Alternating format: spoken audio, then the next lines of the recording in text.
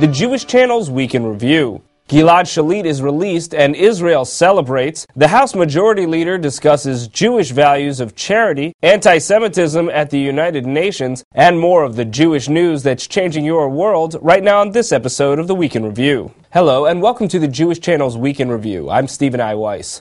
Gilad Shalit has returned home to Israel. The 25-year-old Israeli soldier was captured by Hamas 5.5 years ago at the age of 19, where there had been no news of negotiations for Shalit or even any proof of life since a 2009 video. News leaked out early last week that negotiations on a deal to release Shalit could be coming. 3 days after Yom Kippur, the office of Israeli Prime Minister Benjamin Netanyahu announced that a deal had been finalized. 1 week later, Shalit made the helicopter trip to Tel Nof Air Force Base in Israel, where he was greeted by the Israel Defense Forces and the Prime Minister. In exchange for Shalit, Israel agreed to release more than 1,000 Palestinian prisoners, including many who'd participated in or planned terrorist attacks against Israeli civilians. The deal strengthens approval for Hamas and Netanyahu at a crucial time for the political success of both. Shalit was captured on June 25, 2006, during a raid into Gaza. The events that day started with Palestinians entering Israel from Gaza through an underground tunnel and attacking an Israeli army post. Shalit's tank was hit by a rocket-propelled grenade, leaving him wounded, and he was captured by those Palestinians and brought to Gaza. 2 Israeli soldiers were killed in that attack, and 3 others were wounded. At that time, Fatah's Palestinian Authority, led by Mahmoud Abbas, was still in control of Gaza, but Abbas either could not or would not get Shalit's captors to hand him over. Rescue efforts failed, and Shalit became a symbol in captivity of the Israeli-Palestinian conflict for years to come. His return to Israel this week marks the first time an Israeli prisoner of war has been returned alive in nearly 30 years. The most recent prisoner exchange for Israel was in 2008, when Israel released 5 Lebanese men and hundreds of Lebanese and Palestinian deceased in exchange for the bodies of Israeli soldiers Ehud Goldwasser and Eldad Regev. There are now 6 remaining Israeli soldiers characterized as missing in action. Zachary Baumel, Tzvi Feldman, and Yehuda Katz were part of a group of 5 soldiers captured in a battle in Lebanon in 1982. The 2 other soldiers in that group were until this week the last imprisoned soldiers returned to Israel alive. Rona Rod was captured after his fighter plane went down over Lebanon in 1986, and Guy Hever and Majdi Halabi went missing in 1997 and 2005, respectively. Shalit's return this week became the subject of much celebration. Special T-shirts commemorating the occasion were on sale, and Israelis and Jews around the world watched the slow progress as Shalit gradually made his way to Israel on Tuesday, October 18th. Shalit was handed over to Israeli officials in Egypt, underwent a medical examination, and then was flown by helicopter to Tel Nof.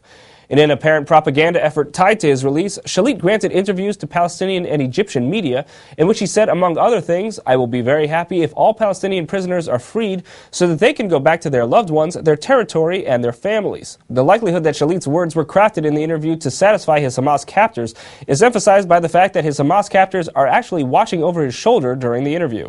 In contrast to Shalit's call in that interview, Israel didn't give up all of its approximately 6,000 Palestinian prisoners, but it has promised the return of more than 1,000 of them, and as of Tuesday, a select 477 prisoners had been freed, either returned to Palestinian territory or deported to locations like Turkey.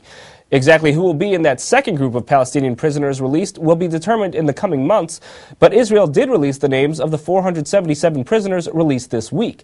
They include men involved in some of the most notorious terrorist attacks on Israeli civilians, including the 2001 bombing of a Sparrow's Pizza Parlor that killed 15 people, the 2001 bombing of a Tel Aviv nightclub that killed 21 people, and a 2002 suicide bombing in a hotel that killed 29 people. The list also includes the founders of Hamas's terrorist wing. Most of the 477 will return to their homes in the West Bank, and more than 100 will return to Gaza, but approximately 40 of them will be deported to other countries. Of those 40, some will have the opportunity to apply to return after a period of 3 years.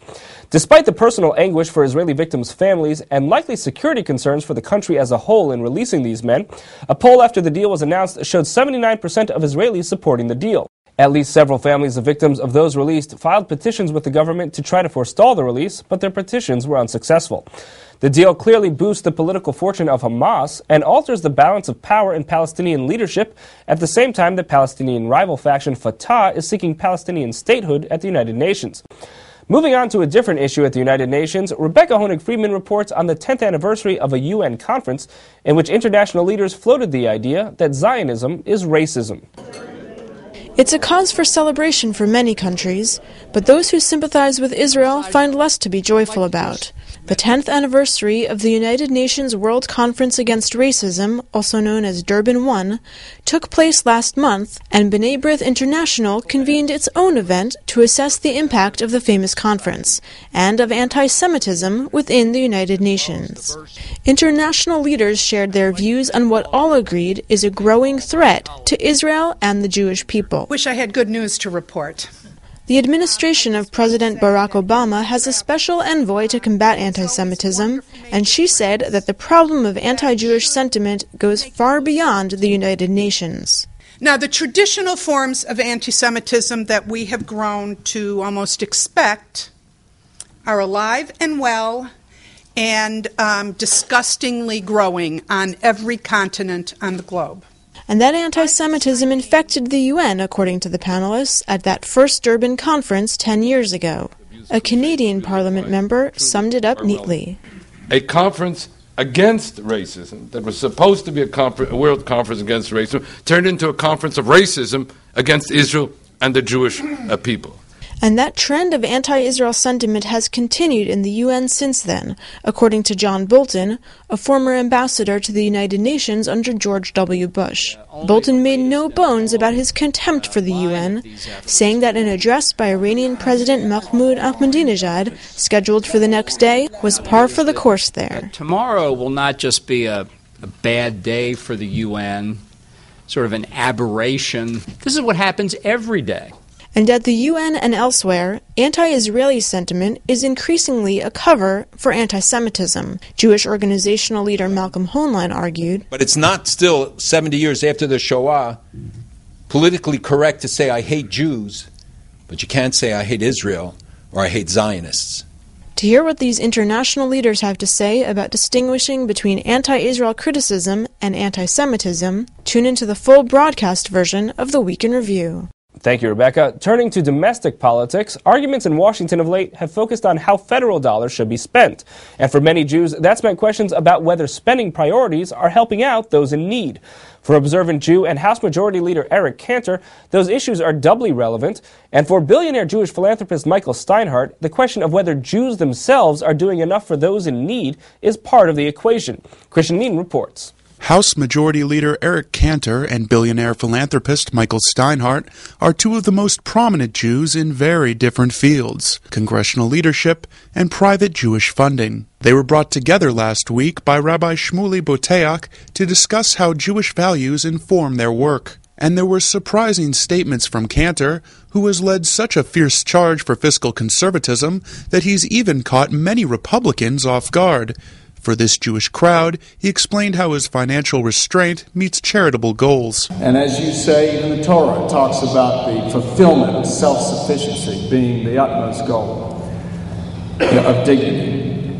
Well, it's not that easy, because there are plenty of people out there who frankly can't help themselves. They need our help. Well, we need to make sure that we're going to have the wherewithal, the resources to address those needs, which is what the majority in Congress has been about since January of this year.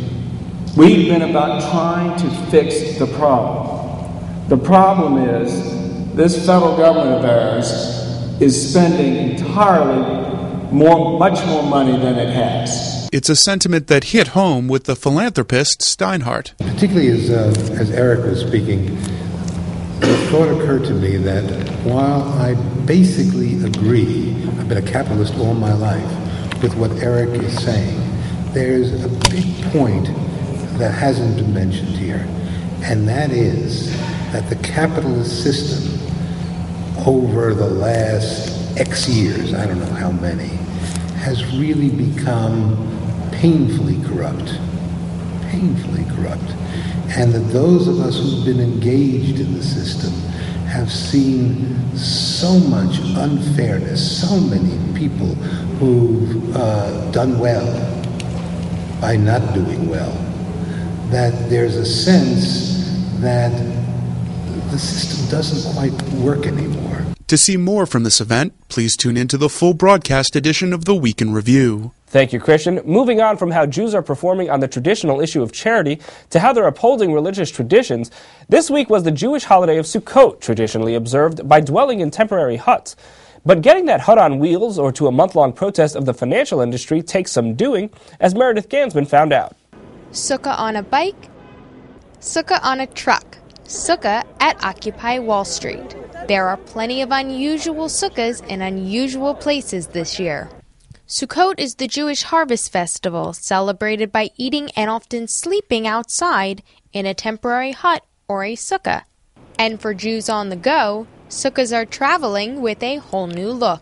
When 18-year-old Levi Duckman, a Chabad Lubavitch Yeshiva student from Crown Heights, saw pedicabs swerve in and out of New York City traffic 2 years ago, he thought they would be the perfect carrier for a sukkah. Now you can see several petty sukkahs making their way around New York City throughout the holiday. Many Jews do not have the chance to have a sukkah, to build a sukkah in New York. So what we do is we bring the sukkah to you. Sukkah mobiles, which the Chabad Lubavitch developed in the mid-1970s, park on the street, inviting passing Jews in to observe the holiday. I got a chance to shake a lulav and etrog inside. Another Chabad emissary, Levi Pekar, showed me what he said are the two biggest mobile sukkahs in the world.